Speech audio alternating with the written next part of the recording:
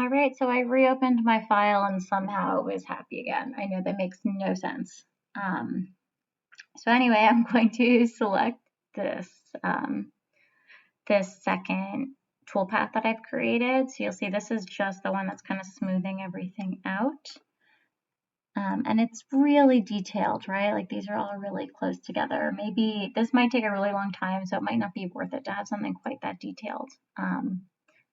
But if I want it really smooth, that's what I want. So I have that really smooth thing. I'm going to go over to actions and then post process. And then again, you're using the same post processor as before. Give it a new name. This time put the O2 in front. So O2, 1/8 inch, ball end mill. And this one is a Morphed Spiral.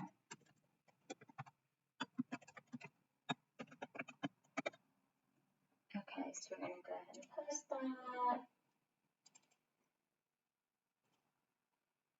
Okay, so once you have those posted, you have everything you need out of Fusion. You might end up coming back in here though to change settings if you end up needing to. So don't close this, just save it. All right, so now you're going to log into Easel. So Easel again is a free for a while kind of program. So, I think this is this one. All right, so you'll need to make an account there. You're going to do a new project. I like to set this up so that it's the right stock before I load anything in. So over here, I'm going to change this to expanded PVC, and my width is going to be 15 inches, my length is going to be 15 inches, my thickness is going to be 2 inches, just so I can visualize it. This won't actually change anything. All right, so once that's in there, I'm going to come over here to import Gcode, and I'm going to choose my file, and I'm going to do the O1 first and hit open. And this is great. You'll see it's like in the right place. If I hit play, it's going to show me how that router is going to travel and how that's going to work on there. Beautiful. Okay, so I'm then going to hit this little plus sign to get a second board. I'm going to hit import again, Gcode, and choose file. And this time I'm going to pick my other one and hit open. And this one, you'll notice is messed up because it looks like I didn't fix the stock on here, right? Like it's way over here when it shouldn't be. And it also just looks like twice as big for some reason. So this one is no good. So let's go back to Fusion and figure out what's wrong with that. So if I come here to setup 2, let's check what's going on with setup 2. Well, it looks fine here though, right? Like that looks all fine, and then I come here and it looks fine.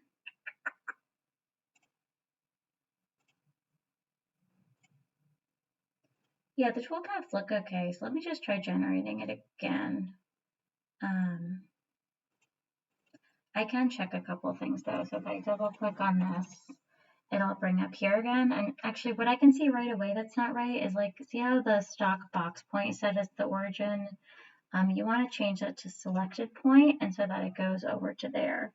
So that was wrong. And it, you know, it looks like the setup somehow, even though I duplicated it, it looks like somehow some of the properties didn't come over from the setup. So that's something that's good to double check. So over here, machine, select your generic 3-axis milling machine.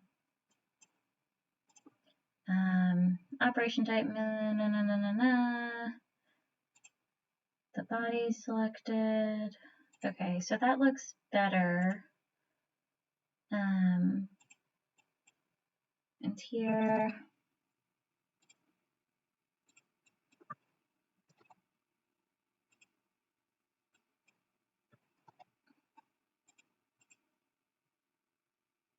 all right.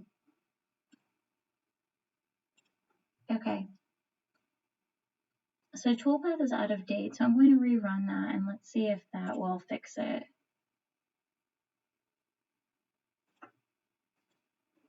So if I hit generate now, it's probably going to do the thing it did before where it like does it and then doesn't do it, right? It says 100%. Okay, looks good, looks beautiful, but it's regenerating itself again. That's not a good sign. This did not happen to me last time, and hopefully will not happen to you at all.